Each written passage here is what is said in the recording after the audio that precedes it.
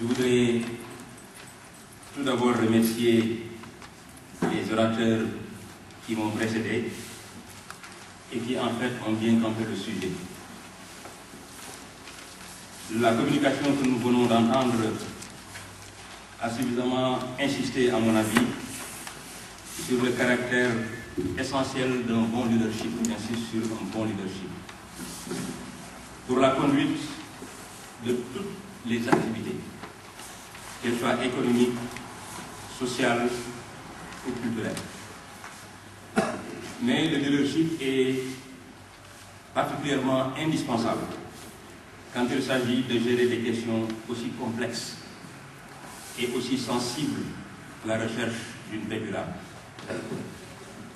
La synthèse de Alassane Ngom nous a également donné des éclairages, puisqu'il a bien étayé les thèses défendues par Mme Cissé et que je partage totalement.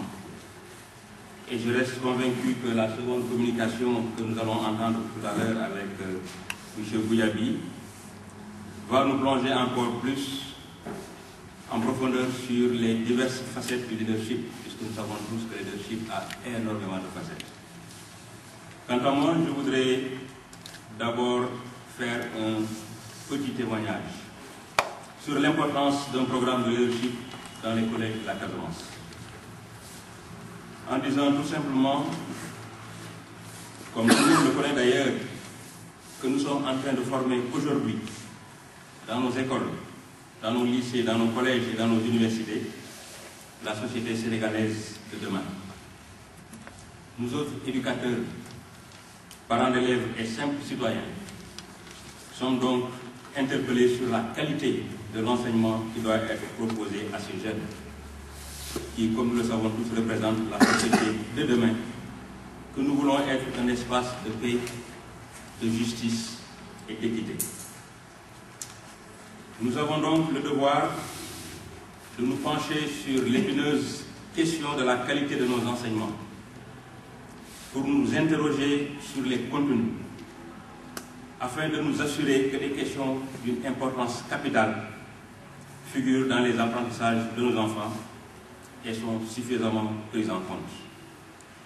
Il nous semble, par exemple, fondamental que l'éducation à la paix, qui prépare les jeunes à se doter de compétences pour agir dans la non-violence, trouve suffisamment de place dans les enseignements. Il nous semble également que d'autres thèmes transversaux tout aussi pertinents, comme les nouvelles techniques de l'information et de la communication, comme le SILA, comme la bonne gouvernance, soient également pris en compte dans les programmes d'enseignement.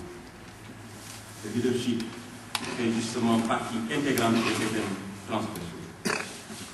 En effet, il est évident que les entités, les institutions et toute autre forme de groupe fonctionnent à l'image de son leadership, fonctionnent à l'image du leadership de ses dirigeants, fonctionnent à l'image du leadership de ses membres. Le leadership est par conséquent un facteur immuable de développement. Ce programme de Leadership Africa, qui se propose de renforcer le leadership des jeunes collégiens de la Casamance, est sans contexte une remarquable contribution à la qualité des enseignements. Je suis persuadé que l'Université de Ziguinchor et le groupe de pédagogues qui travaillent sur le sujet vont concevoir des modules et des approches pédagogiques qui vont stimuler et développer le potentiel de leadership qui sommeille dans chaque jeune collégien. Je voudrais ensuite faire un second témoignage sur la pertinence de la cible que Leadership Africa a visée. En effet, le programme a raison de cibler les jeunes collégiens de la tranche d'âge 12-16 ans, qui sont justement